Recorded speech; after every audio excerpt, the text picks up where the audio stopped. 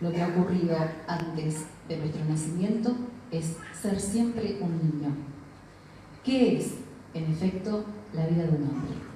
Si no se une a la vida de sus antepasados, mediante el recuerdo de los hechos antiguos. Marco Tulio Cicerón.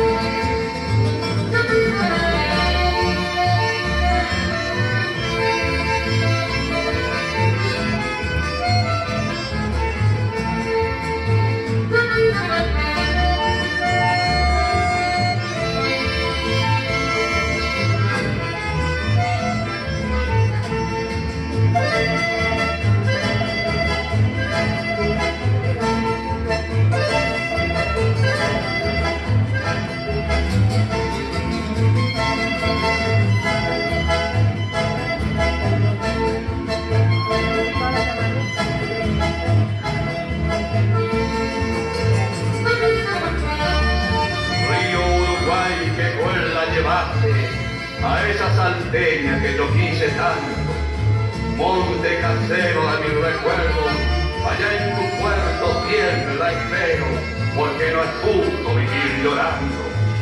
Saben tu barrio de mi tristeza, Lido, Florida y el centenario, cuando una silca que tantas veces oyó en las noches como florece, de la acordeona de Altamirano.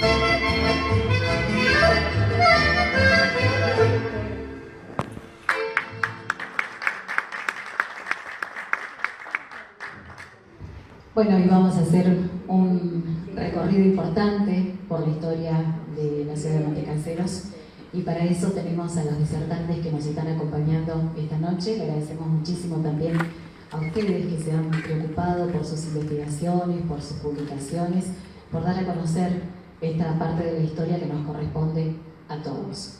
Así que los disertantes esta noche van a dar esta charla donde vamos a conocer simplemente parte de la historia de la ciudad de Montecaseros con dos fechas que a veces generan en el diálogo, en la conversación, un poco de polémica, unos hacen un poco más de hincapié en una fecha y otros en otra, pero lo que se pretende con esta charla, lo que se pretende es simplemente dar a conocer parte de todas esas historias que nos recorren a toda la ciudad.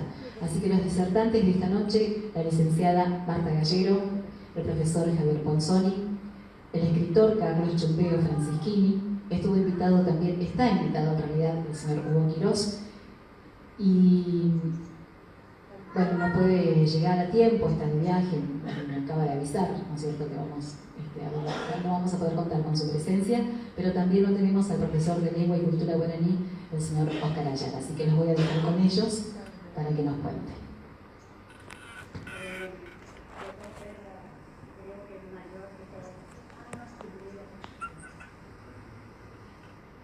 Chumbeo Gómez, pasamos un poquito un año, pero somos los viejitos, así que empezaremos nosotros.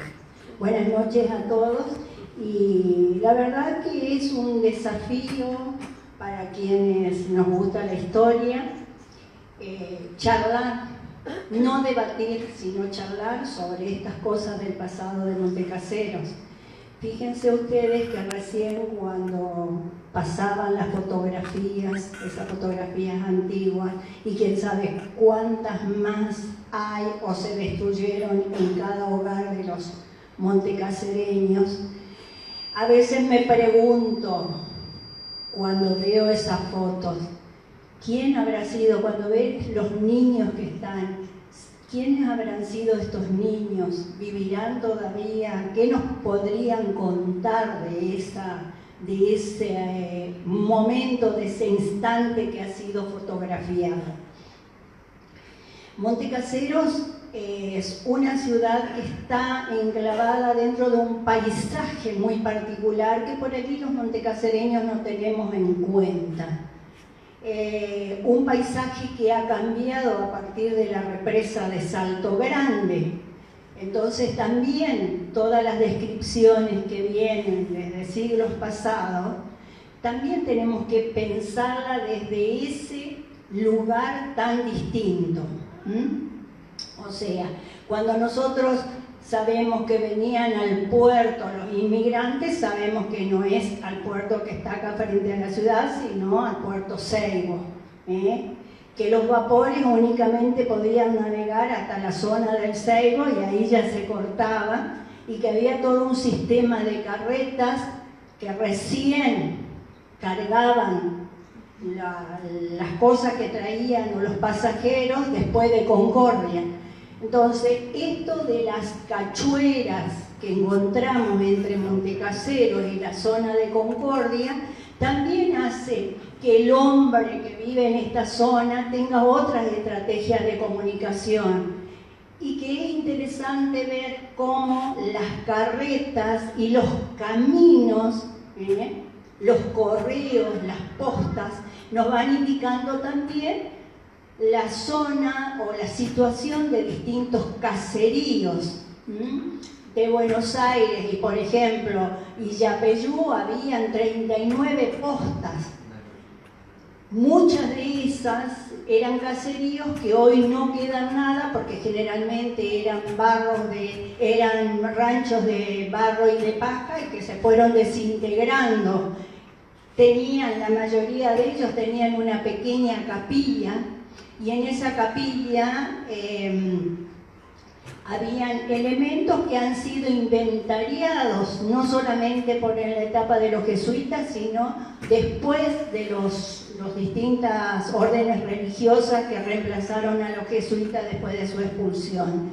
Entonces, esos son documentos históricos para nosotros, esos inventarios, que nos dan cuenta de cómo se intentó poblar o se pobló algunos de los rincones de lo que hoy es el departamento de Montecaseros. Entonces, ese territorio que hasta la llegada de los jesuitas era un territorio delimitado únicamente por las comunidades aborígenes, seguramente que llegaban hasta determinado lugar de la caza y de la pesca de ellos. O sea, acá en esta zona nosotros vamos a tener charrúas por un lado y guaraníes por el otro. A partir de la llegada de los jesuitas en el siglo XVII, ya va tomando otro tipo de organización. La fundación de la estancia de Yapeyú hace que los jesuitas avancen hacia el sur y pongan una capilla en La Merced, otra en San Gregorio, que es lo que más nosotros escuchamos, y que la de San Gregorio quedan algunos restos que están dentro de un campo privado, y de La Merced absolutamente nada, que era detrás de lo que hoy sería detrás del cementerio del Tacuabé. También el intento de San Luis, en la zona donde es la Bugle, que tampoco quedan restos, pero y si quedaran restos seguramente se fueron perdiendo, desintegrándose, como lo hizo delante de nuestros ojos y con mucha tristeza nuestra vieja estación del Seibo. Se perdió, fue perdiéndose, y ahí está, y somos me considero una de las culpables de no haber hecho nada para detener esa estación o la destrucción de esa estación que tiene tanta historia para los montecasereños y para quienes venimos de algún lado, de algún rinconcito de esos inmigrantes que llegaron a Montecasero. Ese territorio que mostraba comodidad de comunicación entre la costa de lo que hoy es Uruguay, porque eso también tenemos que deconstruir. Nosotros tenemos en nuestra mente el límite, el mapita de Argentina separada de Uruguay, Entre Ríos, de Corrientes. En esa época no, era todo, el río era una circunstancia para las comunidades aborígenes y después para los distintos pobladores, y Montecasero ofrecía eso que ahora hemos perdido casi de vista, que es esa bajante que nos muestra toda una cantidad de correderas y de piedra, prácticamente un puente de piedra hasta cerca de la costa uruguaya. Entonces era fácil pasar a buscar. Ellos del otro lado no tenían muchos animales, pero sí de este lado, de lo que hoy es el departamento Montecaseros, existían gran cantidad de ganado vacuno disperso. Pasó lo mismo acá en esta zona que pasó cuando la primera fundación de Buenos Aires, donde quedan un montón de animales que se convierten en animales cimarrones. Y acá también todas esas vaquerías de las estancias jesuíticas vienen hacia la zona del sur, y no nos olvidemos que hay límites naturales, el río Miriñay y el río Mocoretá. Y no olvidemos tampoco el valor que tenía en esa época esos lugares. No existía el alambrado, entonces los rincones, en la provincia los rincones eran terrenos muy apreciados y muy valorados económicamente. ¿Por qué? Porque el rincón, el arroyo, la laguna o el río te hacía de alambrado para tus animales. Entonces los rincones, acá en Corrientes tenemos muchísimos, porque tenemos muchísima aguada. Entonces ustedes van a ver la cantidad de paraje, rincón. Bueno, detrás de esa palabra rincón hay toda una valoración económica con respecto a la ganadería, porque ese hacía de límite para que mi animal no pasara para el otro campo. Y nosotros tenemos acá el Miriñay y el Mocoretá, entonces era una zona con muy buena pastura como para tener gran cantidad de animales, de manera que los grupos que vivían del lado de la banda oriental del Uruguay pasaran a buscar y les fuera cómodo pasar con cantidad de animales. Entonces, en ese contexto, ya con los jesuitas expulsados, con otras con comunidades de indígenas, principalmente guaraníes, deambulando de un lado para otro, en las eternas peleas que se daban en esta zona, vamos a encontrar las dos fechas, en ese territorio vamos a encontrar dos fechas que nos tienen, no sé por qué, no me explico todavía, por qué nos dividen a los montecasereños. Si hay cantidad de ciudades que tienen 2 y otras 3 fundaciones. Acá no es cuestión de que seamos del 29 ni del 55. Acá es interesante que empecemos a hablar en serio de historia, que respaldemos nuestros estudios con las evidencias, y que si por ahí estamos equivocados podamos decir, perdón, pero acá apareció este documento que a mí me demuestra que yo estaba equivocada. Así trabaja la ciencia, ¿sí? No lo que a mí me parece. Entonces yo creo que estas discusiones de los montecasereños las tendríamos que olvidar y empezar a hablar de nuestra historia, y que conozcamos más, porque hay otra cosa que me gustaría que por allí quienes son autoridades en los municipios lo piensen. En las escuelas secundarias no se enseña la historia de Montecaseros. Empezamos primer año estudiando Egipto y nos enamoramos y pensamos que somos, qué sé yo, la esposa de Tutankamón y que vamos a descubrir una tumba llena de oro y de... No. Tendríamos que empezar en primer año con la historia de nuestro lugar. Conocemos de Egipto hasta cuánto calzaba Tutankamón y no sabemos nada de la historia de nuestro pueblo. Entonces eso es bueno por allí replantear, acordar entre las escuelas, porque se da en la primaria, así se festeja el día de la fundación del pueblo, queda el dibujito o la fotito y nada más. Pero en la secundaria nada. Bueno, como ya me pasé, o sea, me conozco y voy a seguir, paso el micrófono a mis compañeros.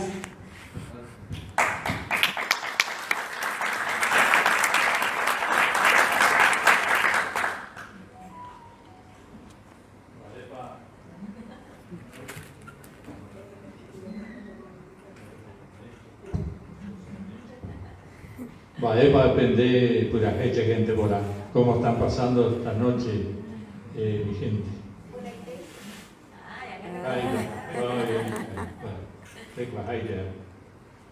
Bueno, siguiendo, ya voy a marcar un poquito en pinceladas muy rápidas todo el proceso de que ya algo pintó Marta, que nos lleva a estas dos fundaciones.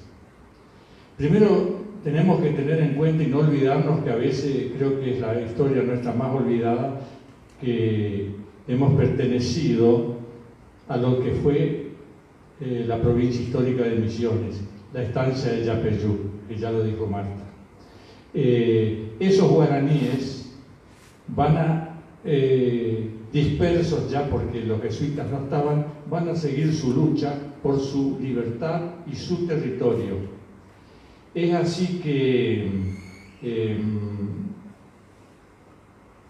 se van a encontrar con enemigos por los cuatro vientos. Por un lado, acá, desde Cambarí, van a estar peleando contra los portugueses, que es la frontera que tenemos hoy, si no, no estaríamos hablando portugués. Y ahí va a haber un desgaste de toda la población masculina guaraní. Pero ya Corrientes tenía el ojo echado en todo este territorio misionero. Entonces los avatares políticos en que se van a ver envueltos estos guaraníes con Artigas, acá peleando en nuestro departamento, como dije en Cambarí, Artigas, Andresito, nuestros comandantes guaraníes, van a ser diezmados y Corrientes va a extender sus límites aprovechando la debilidad de esta gente, ¿no? Que ellos querían volver. Entonces la famosa marcha correntina de Pedro Ferré en 1828 va a llegar hasta la costa del Uruguay. Pero ¿qué pasa? Justo en ese momento también Rivera baja con los habitantes, los guaraníes y sus cacicazgos de los 7 pueblos que habían sido usurpados por los portugueses. Rivera, fíjense, ha logrado recuperar esos 7 pueblos que nos pertenecían, que Artigas con los guaraníes no pudo hacerlo. Sin embargo, Artigas lo logra, Rivera lo puede, lo logra, y con nuestra diplomacia, que siempre se ha destacado por ser tan brillante, en la paz con el Brasil, le devolvemos lo que a nosotros nos costó sangre, ¿no? Es otra historia. Rivera viene y con esa gente fundan lo que es hoy Bella Unión, que en ese momento se llamó Santa Rosa del Cuarén, ¿no es cierto? Ahí ellos quieren volver a sus pagos, o sea, poblar los pueblos de ellos, antiguos pueblos jesuíticos de la costa del Uruguay. Una cosa que debemos recordar también, los pueblos de la costa del Uruguay son de origen guaraní jesuítico, no son correntinos. Eso tenemos que tener claro. Entonces empieza una lucha desigual, por supuesto. Los ejércitos correntinos derrotan y exterminan, vamos a usar bien el término, a los residuos guaraníes en los combates Tuyuné, Cambarí y Curuzucuatiá, y que estaba al mando de esos ejércitos Manuel Antonio Ledesma. ¿Qué pasa? Cuando quieren venir a ocupar su territorio, su antiguo territorio, los guaraníes de enfrente, Ledesma le entra una desesperación porque les costó llegar acá, a la costa, y ahora esta gente se le iba a meter otra vez. Entonces le dice a Cabral: mira, hay que hacer un pueblo ahí, una guardia, porque estos señores quieren venir a ocupar su tierra. Muy legítimamente, por supuesto. Entonces, apresuradamente se hace esa primera fundación, ¿no es cierto?, del 5 de octubre de 1829. Que más que fundar un pueblo, era una guardia militar. Fíjense que el argumento que ponen decía: erigir un pueblo en el paraje llamado Paso de Higo para evitar el robo de ganado de los guaraníes de Santa Rosa del Guaraní. Y eran las vacas de ellos, este era el territorio de ellos. El límite de Corrientes con Misiones estaba ahí en 7 árboles, o sea, ahí de 4 bocas, que ustedes cuando van a mano izquierda van a ver una estancia que se dice 7 árboles, ¿no? Entonces se produce esa primer fundación. Los guaraníes después de eso intentan desesperadamente recuperar con Félix de Aguirre su territorio, pero lo único que van a lograr va a ser un exterminio total, y los residuos que quedan van a estar de los guaraníes involucrados en todas las guerras de caudillos, en la formación lo que hoy es el Uruguay, nuestros caudillos de acá consolidando la unidad nacional, en fin, va a haber una dispersión total. Esa es una característica de esa primer fundación, que está porque está hecha por ley y un decreto con todo, ¿no? Esa primer fundación se va a diluir en el tiempo, la documentación lo muestra, tal es así que, para dar algún dato rápido, en un momento dado, el campo, todo este campo de la Merced que venía desde el Timboy hasta acá, hasta el Uruguay, se lo dan a Benjamín Virasoro. Evidentemente no se iba a dar un campo donde hay un pueblo adentro. Otro dato: Bonpland, cuando anda con sus incursiones científicas por la zona, le dice, años más posteriores, le dice a Pujol: mira, un lugar para hacer un pueblo, en el lugar es el Paso de Higo, un lugar espectacular. Nos da la idea de que ya de ese pueblo nos alcanzó a formar, no trascendió. Porque si no le hubiese dicho: mirá, andá a arreglar ese pueblo que está ahí, o mejorar, ¿no? Y después Grondona, que una de esas por ahí podemos ampliar el tema si ustedes quieren, en su descripción que hace del lugar para fundar la segunda fundación,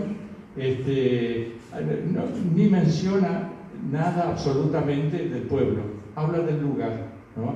Entonces, Pujol, ¿qué es lo que hace? Bueno, vamos a fundar un pueblo, en Paso de Higo. ¿Qué hace? Hay que comprar el campo de la Merced. Y Virasoro, primero Pujol quiere comprar el pedazo para hacer pueblo, el pedazo. Otra vez nos da la pauta de que no había el pueblo. Y Virasoro le dice: no, él vende todo el campo. Y así es que todo en ese tire y afloje, la nación le da un adelanto de plata y le vende el campo Virasoro a la provincia en 1000 onzas de oro. Y ahí viene ya la parte legal, ¿no es cierto?, que conocen ustedes, la segunda fundación. La segunda fundación después de hacer todos los temas estos legales, como les dije, y empieza este pueblo que tenemos hoy, porque ya ahí vamos a tener autoridad, vamos a tener todo lo que hace un pueblo, la parte institucional y las instituciones, iglesia, escuela, en fin, todo lo que ustedes conocen ya como lo que lleva un pueblo, por más sencillo que sea, ¿no? Ahí nos da la pauta, ya conocemos los primeros vecinos, en fin, hay muchos detalles. Esto en grosso modo para mostrarles a ustedes las dos fundaciones. Una tuvo su característica propia, como les dije, que fue asegurar, ¿no es cierto?, el territorio correntino hasta la costa del Uruguay, ¿no? La otra ya es una fundación como, podríamos decir, como tendría que ser, ¿no?, que es el pueblo que tenemos. Y en los años, muchos años, por muchísimos años, acá siempre se estuvo festejando precisamente el aniversario, esa segunda fundación, ¿no?, porque es el pueblo que tenemos, del pueblo que tenemos, ¿no? Yo no quiero agregar más, como andamos una hora, mira, 10 minutos, bueno, justito, che, pero miramos, bueno, y el departamento de Monte Casero, sí, recién se funda 3 años después, en 1858, recién ahí se forma el departamento de Monte Casero, que también lo hace Pujol, que separa de Curuzú. O sea que no confundir, como me ha pasado, que tuve que pelear a capa y espada con una radio, porque salieron a decir en una época que el 2 de febrero era la creación del departamento. Nada que ver. El 2 de febrero es una fundación y no refundación. Y el departamento es 3 años posterior, ¿no?, donde ahí recién aparece la palabra Monte Casero. Y lo que no estaba escrito en las fundaciones, porque ninguna de las dos fundaciones le puso el nombre Monte Caseros, lo que no está escrito por la palabra y extensión, llegó a llamar el pueblo que tenemos hoy. Bueno, hasta ahí llegó un pinceladas grandes. Gracias.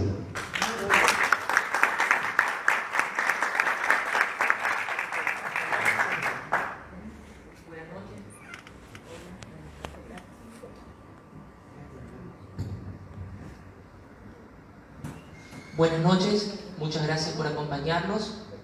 Y la verdad que después de escuchar a mi ex profesora y a Chumbeo, la verdad que mucha información nueva no puedo agregar. Pero es fundamental tener en cuenta la historia regional para poder entender la historia local. Nosotros tenemos que tener en claro que la provincia de Corrientes es una construcción que se fue realizando posteriormente a la fundación de la ciudad de Corrientes, el 3 de abril de 1588, y a partir de ese momento los correntinos poco a poco van ocupando el territorio que hoy llamamos como provincia de Corrientes. Durante el siglo XVII no podían pasar la barrera del río Santa Lucía. El siglo XVIII llegan hasta el río Corrientes, y recién en el siglo XIX se van a apoderar de la costa del río Uruguay. Esto no quiere decir que no haya pasado nada en esta región. De hecho, como bien decían, la costa del río Uruguay fue colonizada por otro grupo poblacional, un grupo nativo, los guaraníes, que fueron adoctrinados y civilizados por la orden jesuita de la Compañía de Jesús. Esa orden va a fundar 4 pueblos en lo que hoy es nuestra provincia: San Carlos, Santo Tomé, La Cruz, y la más cercana a nosotros, que nosotros tenemos que prestarle mucha atención, es la reducción jesuítica de Nuestra Señora de los Reyes Magos de Yapeyú. ¿Por qué hay que prestarle atención? Porque es esa reducción la que va a colonizar nuestro territorio.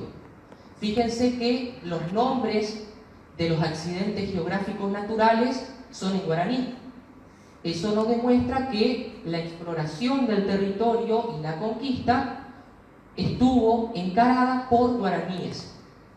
Los pobladores nativos de esta zona del Miriñay hacia el sur eran los charrúas. Desde Yapeyú van a colonizar este territorio, van a fundar en lo que hoy es nuestro departamento 2 grandes instancias comunitarias. Una de ellas fue San Gregorio, que iba desde el Timboy hasta el río Mocoretá, y la otra instancia muy importante va a ser Rincón de la Merced, desde el Timboy hasta el río Miriñay. En esa instancia es que va a surgir posteriormente nuestro pueblo. Ahora, ¿qué pasa con los pobladores guaraníes? Y bueno, lamentablemente es la historia que nos relató Chumbeo. Cuando se expulsa a los sacerdotes que los educaban, que los gobernaban, entran en un periodo de decadencia, se suma la Revolución de Mayo, los portugueses tienen ambiciones sobre nuestro territorio, empiezan a atacar, a saquear, a incendiar pueblos, y así es que para la década de 1820 prácticamente no quedaba ningún resto de población guaraní en nuestro territorio. Surge un conflicto armado con el Imperio de Brasil. Ya para ese momento Brasil se independiza de Portugal, y en ese conflicto los correntinos participan activamente. Ahora, para llegar a Brasil había que aproximarse a la costa del río Uruguay. Esa aproximación militar les va a dar a ellos posteriormente el dominio de la zona. Esa primera fundación del 5 de octubre de 1829 responde al interés correntino de anexar la costa del río Uruguay, en perjuicio de sus verdaderos dueños, que eran los guaraníes, que para ese entonces, un año antes, se habían agrupado en Santa Rosa del Cuarel, actual Bella Unión, fundando un pueblo. Como ellos consideraban que ambas márgenes del río les pertenecían, cruzaban y buscaban su ganado. Lo cierto es que, frente a esa preocupación que tenían los correntinos de que se vuelvan a establecer, le reclaman al gobierno provincial, el jefe del departamento de Cursucuatiá, que en ese momento gobernaba esta tierra, la fundación de un pueblo. Se funda un pueblo por ley, se nombra un agrimensor, ese agrimensor viene, marca el pueblo, porque de hecho hay constancia de que cobró por marcar el pueblo, pero hay un hecho muy gracioso que como argentinos ya no nos sorprende. El mismo agrimensor que marca el pueblo solicita la tierra en enfiteusis, es decir, dice: acá no hay nada, permítanme alquilar esta tierra a largo plazo. Es decir, marcó un pueblo, fundó un pueblo, pero después dice que no hay nada y se apropia de las tierras del Rincón de la Merced. Posteriormente vende, 1851, cambia la situación política de la provincia, y como los Virasoro estaban muy amigados con Rosas y con Urquiza, después de la batalla de Vences, se hacen regalar el Rincón de la Merced a través de un tratado. Se apropian de esta tierra y lógicamente que no existía pueblo. Ahora, ¿cuáles son los dos argumentos que utilizan las personas que defienden esta postura? Por un lado dicen de la existencia de un censo de 1833 en el cual se censaron, se empadronaron voy a mirar el dato porque no quiero mentirles, 119 mujeres y 133 varones. Ellos dicen, si hay esa población es porque hay pueblo. Ahora, lo que ignoran, o ignoran a propósito, es que el censo dice que esas personas habitaban la segunda sección del departamento de Cursucuatiá, que iba desde el río Miriñay al Mocoretá. Es decir, que esas personas eran pobladores rurales, vinculados con la ganadería de las estancias que existían en ese momento. Otro argumento es la habilitación del Paso de Higo como puerto en 1838, y esto hay que entenderlo en su contexto. Que se haya habilitado el paso de mercaderías por el río no quiere decir que haya pueblo. ¿Qué pasaba en ese momento en nuestro país? Rosas estaba en pleno conflicto con los franceses, había un bloqueo a la navegación del río Paraná, entonces la provincia, el único medio de comunicación era a través del río Uruguay. Es más, lo que había necesidad de pasar eran armas, porque la provincia se estaba preparando para luchar contra la tiranía de Juan Manuel de Rosas. Un año después, sabemos el desastre con la muerte de nuestro gobernador Verón de Estrada. Es decir, que pasaron tropas de Uruguay por Paso de Higos para luchar contra Rosas, algunas quedaron del otro lado, y se produce la batalla y perdemos. Pero la habilitación del puerto, vuelvo a repetir, no es una prueba de una existencia del pueblo. ¿Qué nos permite a nosotros confirmar realmente? Porque si nosotros decimos que la fundación definitiva es el 2 de febrero de 1855, lógicamente que tenemos que probarlo de manera documental. Asume Juan Pujol al gobierno, inspirado por Amado Bonpland, que le decía, es un lugar estratégico, es un punto fronterizo, ya en ese momento ya estaba constituido la República Oriental del Uruguay, estaba también el Imperio de Brasil, hay que establecer y consolidar nuevamente la soberanía del territorio. Es así que manda Juan Pujol a un topógrafo que hace un informe muy valioso para conocer la zona, las riquezas que tenía en ese momento. Es más, él dice que más que un topógrafo tendrían que haber mandado un poeta para describir esta zona, y si nosotros vemos las imágenes de la cachuera, realmente la poesía es el mejor lenguaje para describir nuestra tierra. Y en ese informe dice todas las ventajas que se pueden alcanzar una vez que se funde en este sitio un pueblo. Nuevamente, categóricamente se confirma que no quedaban restos de la primera fundación. Otros documentos que son muy valiosos es el registro oficial de la provincia, donde están todas las legislaciones, todas las notas que se mandaba al gobernador con la legislatura. El gobernador solicita la fundación de un pueblo y la autorización para comprar esta tierra, la legislatura lo aprueba, compra el campo a finales de 1855, posteriormente a la ley de fundación. Nuevamente se va a demarcar el pueblo, y ahí también hay otra cuestión que es muy importante, que tiene que ver con el ancho de las calles. Muchas veces nos preguntamos, incluso hoy, ¿por qué Montecasero tiene calles tan amplias? Hasta incluso algunos dicen, ¿con qué necesidad? Mediados del siglo XIX, en Europa, nosotros copiamos también mucho de los europeos, había un modelo de salud conocido como el paradigma higienista, que decía que era preferible evitar las enfermedades a curarlas. Piensen que en ese momento no existían redes cloacales, no existía agua corriente, entonces lo que había que hacer era trazar pueblos con grandes espacios públicos, con grandes avenidas, con plazas. Si bien primeramente se va a marcar un núcleo poblacional muy pequeño, que iba desde la calle Bergamini al oeste a la calle Mitre en el este, al sur estaba la calle Chacabuco y al norte la calle Colón. Eran pocas cuadras. Pero cuando se termina de marcar esta población, este pueblo, se le van a dar 6 plazas de una manzana completa, de las cuales hoy solamente queda con esas características una. Lógicamente que el crecimiento de la ciudad implicó utilizar esos espacios para la construcción de escuelas, para la construcción de clubes deportivos y otras instituciones. ¿Cuál es la institución más antigua que tenemos los montecasereños?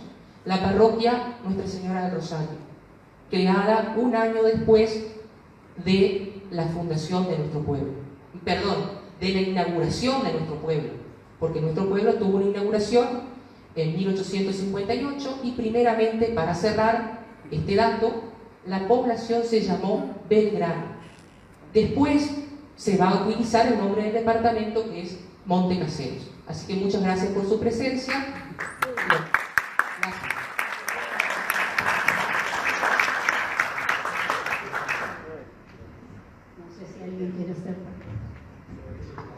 que quieren hacer alguna pregunta, están a disposición de ustedes.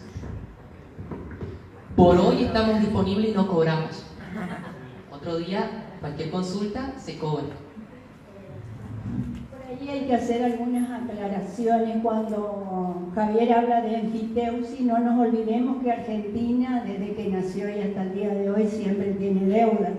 Entonces, cuando se hacía una campaña militar, ¿cómo se pagaba a los soldados que iban? Bueno, como no había plata, se le pagaba con tierras.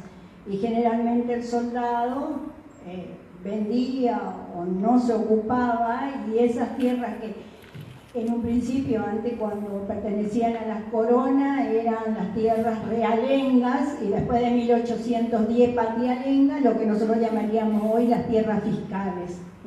Entonces se repartían en enfiteusis, como dijeran en guaraní, angaú, porque en enfiteusis sí, quedaban, después se adueñaban los que, principalmente la tierra de las provincias de Buenos Aires. Hay gente, hay familias que hasta el día de hoy son poseedoras de esa tierra que se las dieron en enfiteusis, no en venta, ¿no? Entonces eso también me parece que es un dato.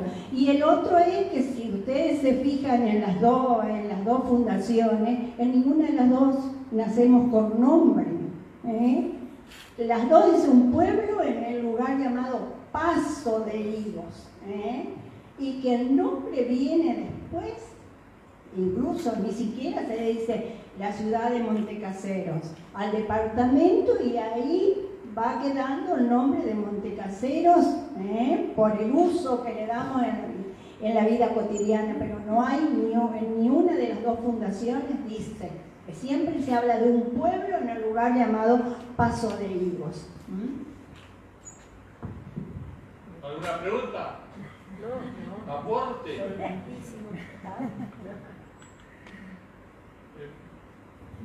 Evidentemente hay cosas puntuales a resaltar que lo hemos dicho, ¿no?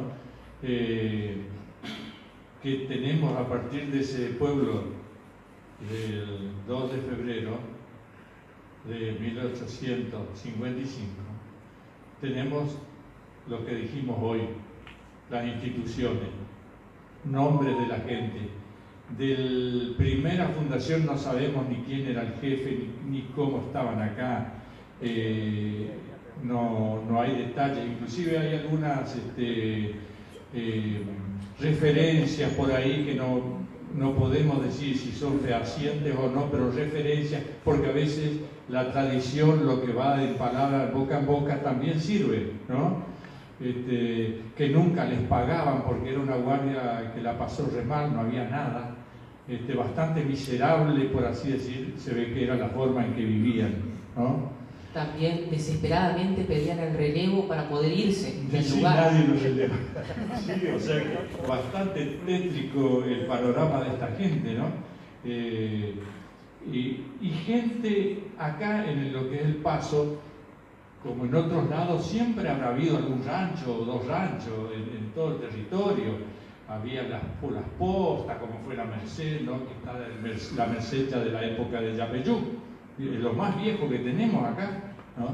Y entonces tenemos que pensar, por eso hablamos con él, dijeron ellos también muy bien, de hablar sobre este tema, pero viendo el contexto histórico, el momento histórico, no de decir, bueno, acá surge un pueblo por generación espontánea. No, todo tiene un porqué, ¿no?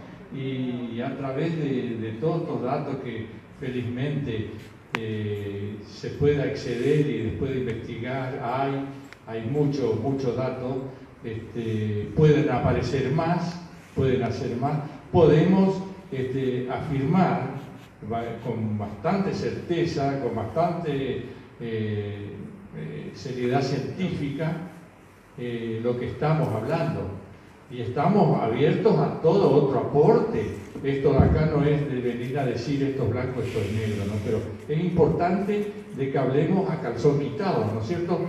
Lo que es y lo que no, porque nos han mentido tanto y nos siguen mintiendo, que por eso a veces es la consecuencia del país que tenemos. Por eso tenemos que conocer nuestra cosa. Y si decimos somos así, ¿y por qué somos así? Empezamos a calmar un poquito nuestra familia, nuestra forma de ser, nuestro yanderecó en guaraní, yanderecó, nuestra forma de ser, y nos vamos a dar cuenta, así es, por eso es. Es más, la historia es una ciencia que nunca termina de construirse, nunca termina de construir su conocimiento. Nosotros, si mañana aparecen nuevos documentos, seguramente no vamos a tener problema en cambiar la interpretación. Es decir, si no hay evidencia, lógicamente que hay un vacío por llenar. Y nosotros creemos que la segunda fundación no deja ninguna duda. Es más, hay relatos hay documentación en el archivo municipal del reparto de los solares, de la venta de las chacras, e incluso se puede determinar la lista de los primeros vecinos. Así, cosa que no pasa con la primera, pero que también estamos abiertos a que si aparece nueva documentación, si alguien quiere hacer algún aporte, lo recibiremos y lo analizaremos. El análisis, sí. Caballero, yo no entendí bien cómo es el asunto de la calle más ancha del mundo. A ver, algo explicó, pero a mí no me quedó. A ver, al día de hoy, yo creo que no son quizás las calles más anchas del mundo, con certeza son las calles más anchas de la provincia y seguramente las más grandes del país. El ancho de lograr mayor higiene. ¿Cómo? Que circule más el viento, que ingresara más el sol, poder crear jardines en las calles. Piensen que en ese momento no había vehículos. Es decir, a lo sumo en una calle del pueblo podía pasar un carro. Es decir, la idea era permitir mayor salubridad a la gente. Durante mucho tiempo se dijo que eran las calles más anchas del mundo. A mí no me consta, no investigué el tema todavía. Yo creo que tampoco podemos olvidar que al lado de Juan Pujol estaba don Amado Bonpland, que más allá famoso porque era muy enamoradizo. Bueno, era un estudioso y un curioso. Y él venía de esa Francia, de Napoleón III, ese París que se empezaba a transformar con grandes avenidas y bulevares y grandes monumentos. Él venía con otra idea de ciudad. Entonces, yo creo que Amado Bonpland, no sé dónde estarán los documentos de él. Alguien me dijo que en la Facultad de Medicina de la Universidad de Buenos Aires hay un lugar donde están guardados, si es que se los guardó y no se los quemó, porque un profesor de la UBA me dijo que en un momento de nuestra historia argentina, él vio cómo gente del hospital llevaba a la terraza y quemaba archivos, ¿no? Entonces no sé si en esas hogueras no se perdió lo de Bonpland, pero yo creería que entre los papeles de Amado Bonpland estaría algún tipo de diseño de lo que es nuestro pueblo.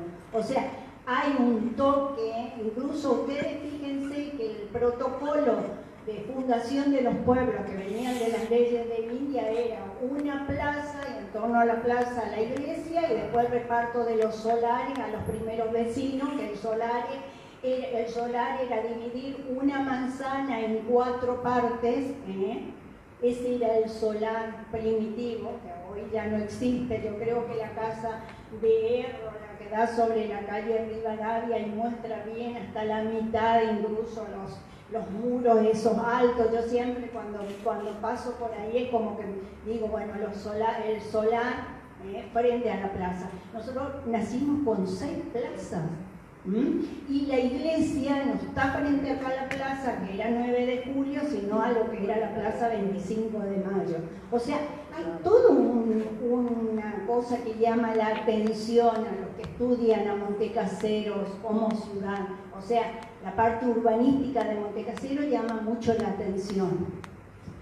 El detalle que dijo Javier es fundamental y básico para responder la pregunta de por qué las calles anchas.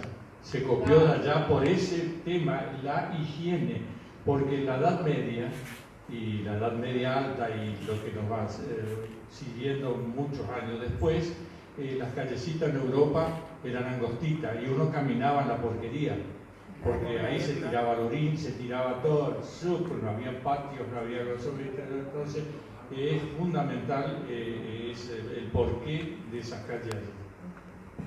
Y otra cuestión que...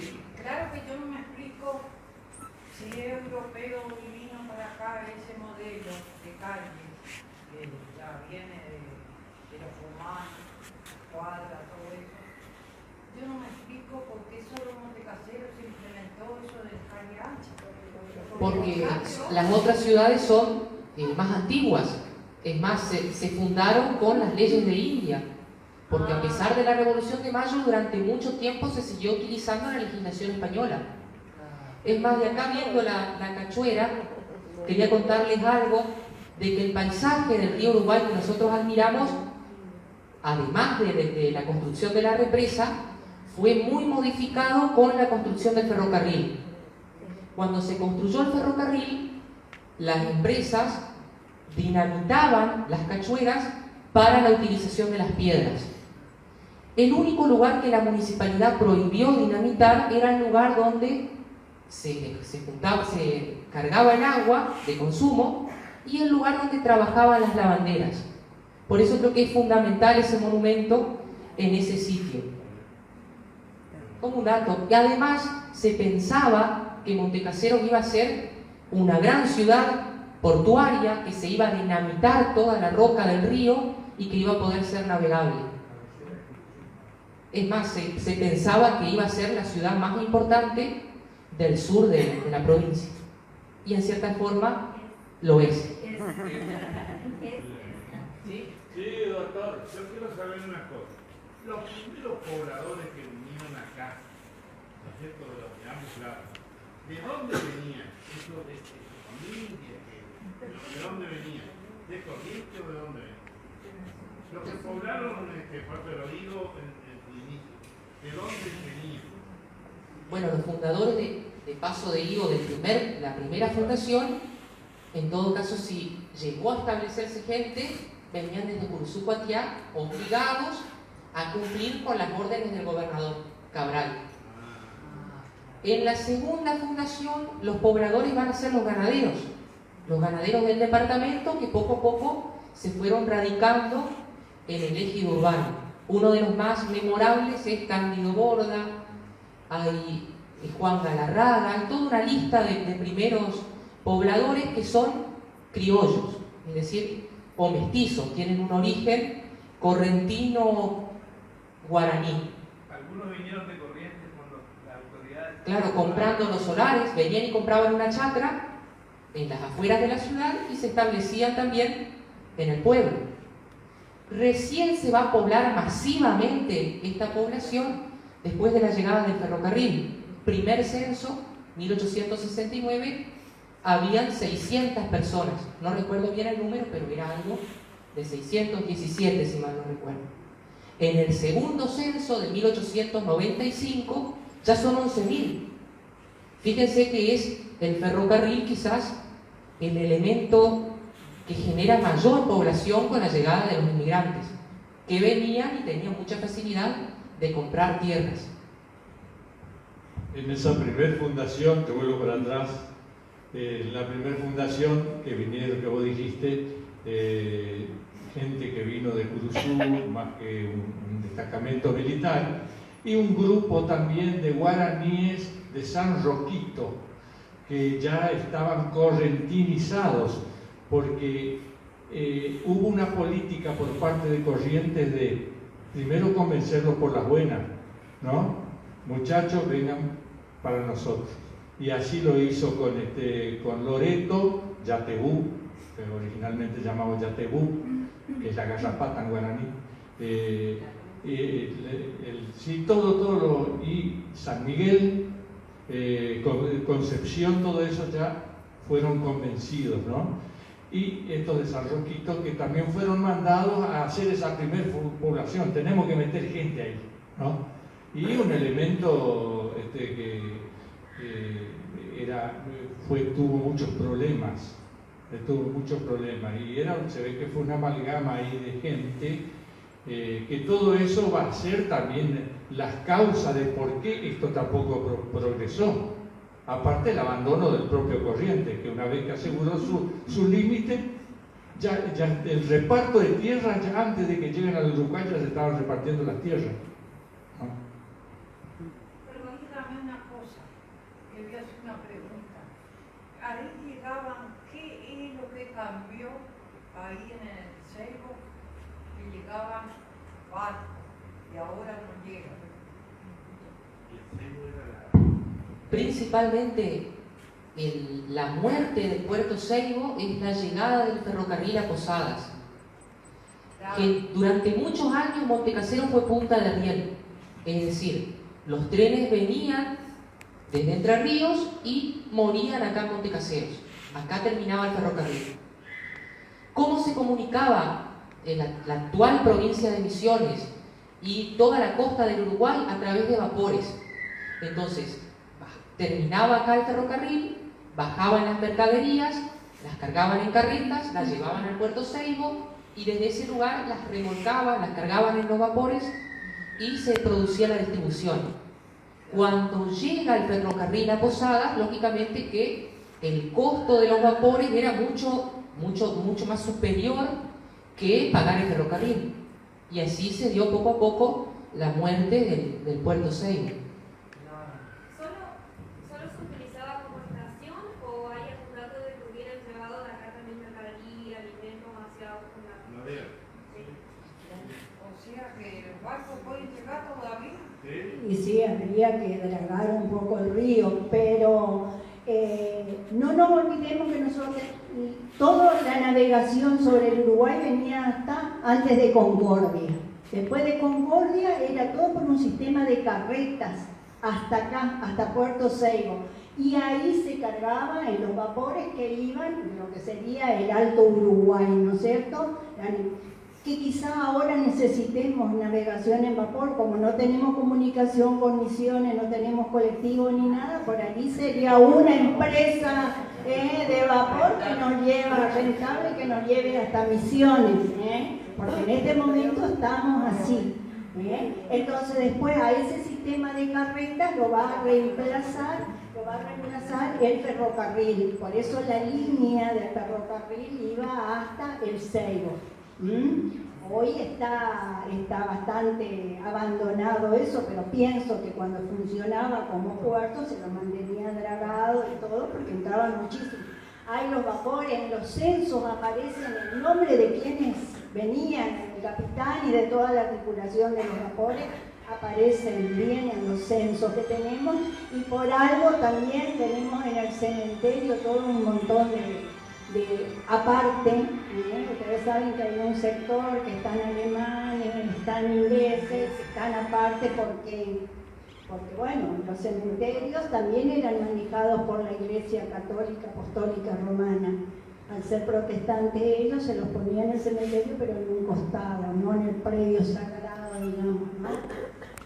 Es interesante todo este tema porque un detalle más, por ejemplo, cuando el tren llega a la estación del Este sin estar el ramal al Seibo, había un servicio de carretas que llevaban la mercadería y pasajeros que seguían hasta Misiones, porque el barco, el Iberá, tocaba costa argentina y costa brasilera.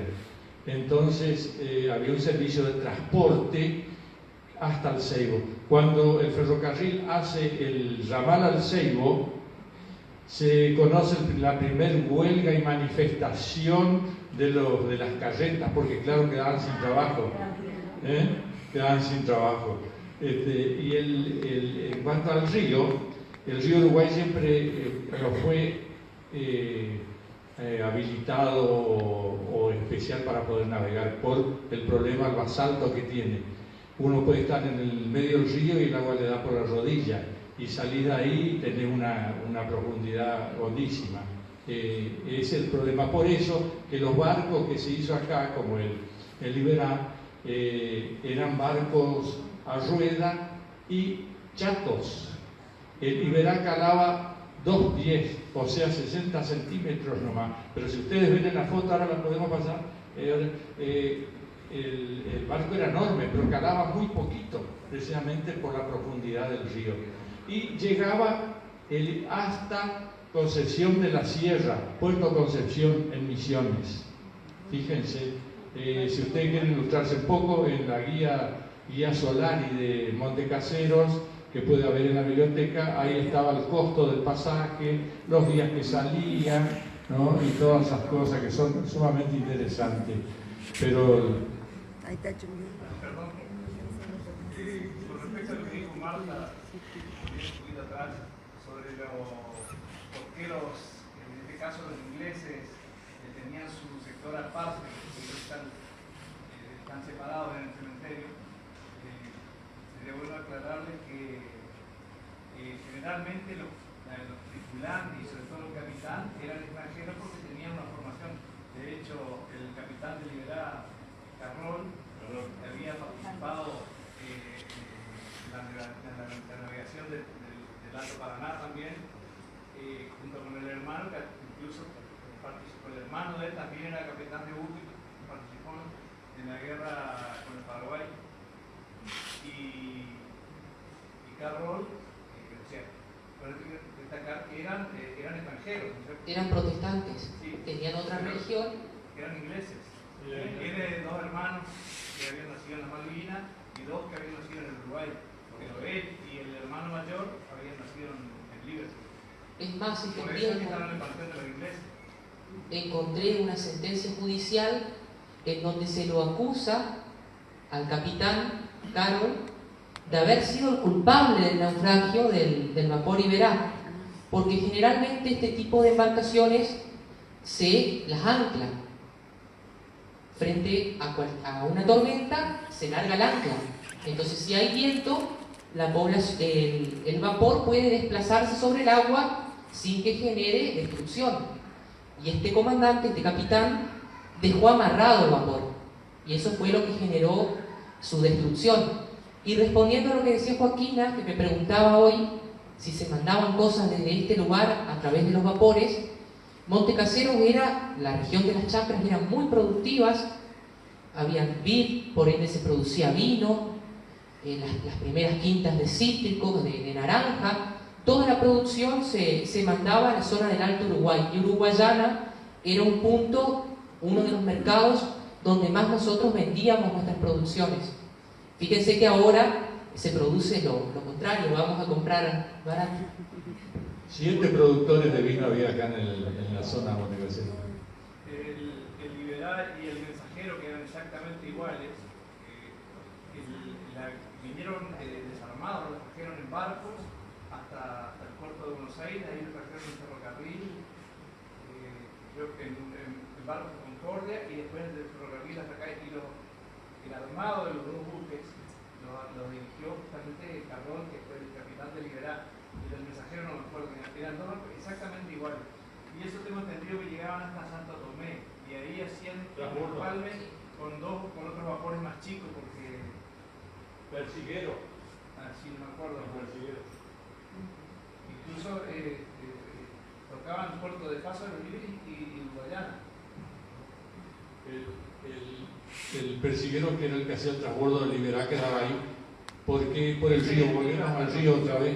En esa zona, de Santo Tomé para arriba, el río corre mucho y tiene unas profundidades increíbles. Cuando vinimos a la jangada, la lancha que nos guiaba o remolcaba en unas partes marcaba 50-60 metros de profundidad, pero son grietas que uno ve en la superficie del río estando manso, y corriendo el río igual marca un círculo enorme, por decir 50 metros de diámetro.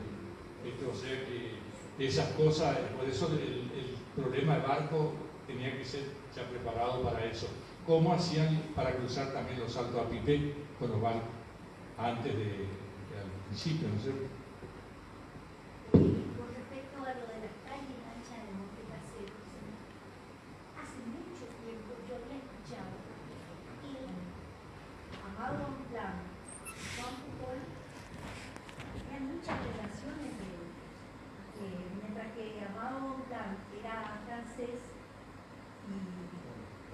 Juan era español, ¿verdad?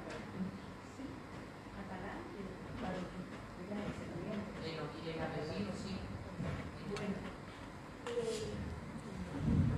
cuando iban a, no sé en qué momento, empecé a decir en qué año, la historia que yo escuchaba, siendo chica ya, es que cuando iba a fundarse la ciudad, iba a ser el trazado de la ciudad, Amado Bonpland le aconsejó a Juan Pujol que hiciera las calles anchas por el problema que hubo en Francia, que hubo que en París disolver esa ciudad que había por el asunto de la peste y demás, como ustedes decían, porque era todo muy compacto.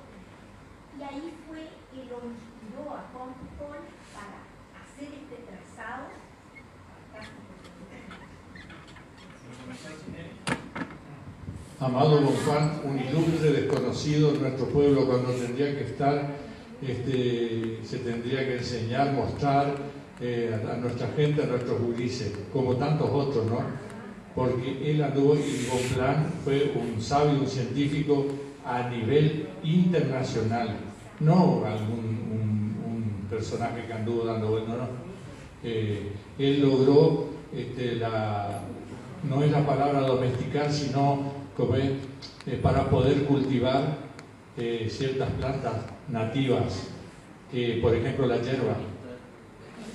La yerba mate nace en la selva, se la conocía así, son los árboles grandes, y se reproduce, tiene su semilla, pero no se reproduce poniéndola en la tierra. Tiene que haber un pájaro, tenía que haber un pájaro de la selva específico que lo comía, después lo tiraban por ahí y ahí nace otra planta de yerba. Bueno, con él se hizo todo su estudio para que se pueda dar el proceso de poder domesticar, por así decir, una planta salvaje, poder plantarla de otra forma, ¿no? Y todo ese es el estudio y el aporte de los jesuitas, ¿no? de los científicos que estaban trabajando juntos. Y eso es muy importante, muy importante. Y él se hizo muy famoso porque él era médico. Generalmente lo nombran como naturalista. Exactamente. Él miraba a la gente, le traían las madres y los niños desesperadas, y él, a través de las plantas, él tenía sus medicamentos y curaba. En Paraguay, él vivió un tiempo en Paraguay, no sé decir cuánto. Estuvo preso por el dictador Gaspar de Francia. Sí, pero después... 4 años. Sí, pero después lo trataron con mucho respeto por la forma como él curaba a la gente. Al hijo de alguien de mucha importancia le salvó la vida y eso hizo que lo largaran.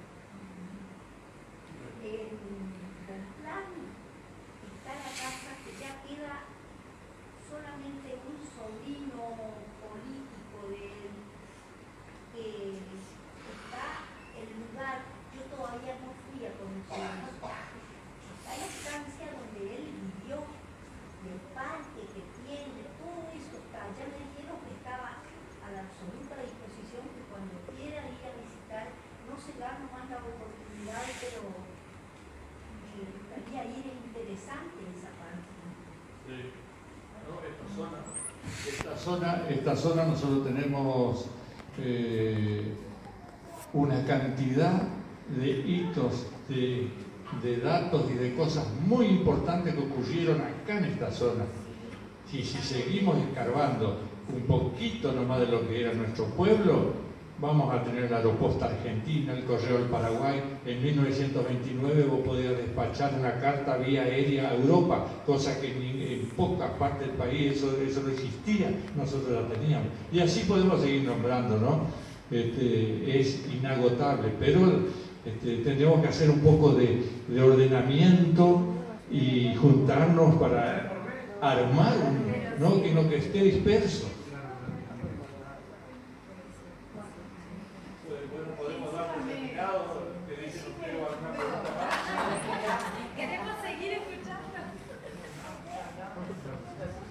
Por supuesto, vamos a agradecemos acá a Leda y a la Dirección de Cultura también, que tuvo la feliz idea de decir, bueno, vamos a juntarnos a hablar de nuestras cosas, porque eso es importante también, ¿no? Pero va a haber la segunda y la tercera. Y sí, más vale, ojalá que sí, ¿eh? Más vale, ojalá que Querían hacer sí. una pregunta, ¿no? En ese tiempo ya había máquinas fotográficas, Fotográfica. Sí, la fotografía ya estaba de antes. La fotografía sí, no, más vale. Sí. Primero empieza con el daguerrotipo en Francia, que se hacía, que empieza a experimentar, pero ya para esa época ya la fotografía ya puedo decir que ya estaba andando muy bien, ya había avanzado.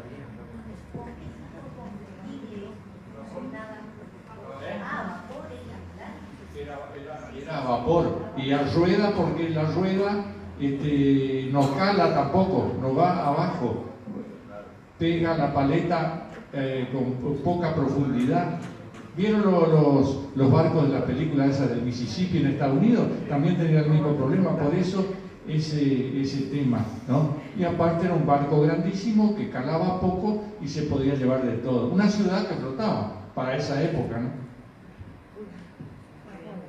Don Maricel Paín me decía que en ese barco ellos transportaban madera, sí, de todo. Ahí estaba Carrón, el padre Jorge. La familia Paín tiene una foto preciosa que nos prestó una vez que hicimos una exposición en el profesorado sobre las tangadas, y una foto de cómo limpiaban, o sea, cómo se desarmaba la jangada acá en la costa del río y cómo lavaban la madera, los troncos, para después convertirlos en tabla o tablones, ¿no? Unas fotos muy, muy lindas que no sé, eso que la familia Paín la sigue teniendo, que no había prestado. Esas cosas son buenas para recuperar, digamos, por lo menos para que conozca la gente. El caso de las jangadas. Hay gente que recuerda, yo no, pero hay gente de mi edad que recuerda las mangadas, así que... Esa es otra historia para armar. Sí. Esa es otra historia para armar. ¿Ustedes escucharon una vez cantar gallo y ladrar perro en el medio del río a las 4 de la mañana? Bueno, yo sí, porque yo me crié en un rancho que había donde había esta de pesca, ¿no? Y se sentía el río perro, a ver si era madrugada, ya el gallo que cantaban, y era la jangada que iba pasando, que iban hasta Federación. Bueno, gracias por su presencia.